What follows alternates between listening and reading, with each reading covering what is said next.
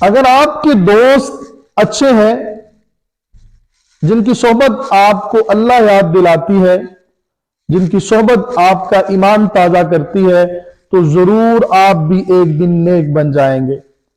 اور اگر آپ کے دوست برے ہیں، جن کے ساتھ بیٹھ کر آپ دن بدن گناہوں کی دنیا میں بڑھتے ہی چلے جا رہے ہیں، ان کی صحبت یقیناً آپ کو ایک دن جرائم پیشہ انسان بنا دے گی اور آپ گناہوں کی دنیا میں دنستے ہی چلے جائیں گے۔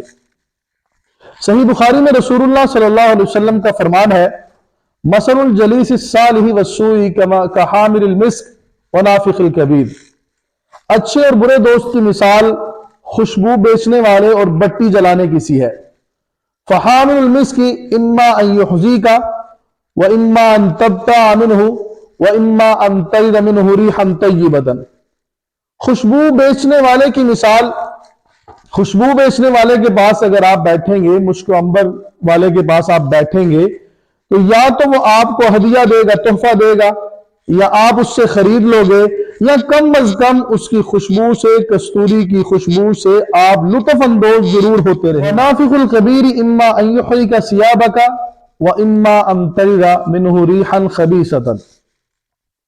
اور بٹی جلانے والے کے پاس اگر آپ بیٹھیں گے تو وہ آپ کے کپڑوں کو جلا دے گا، کپڑے نہ بھی جلائے تو اس کے پاس بیٹھ کر دوے کی ناگوار بدبو سے آپ تنگ ضرور ہوں گے، آپ کی طبیعت بے چین ضرور ہوگی۔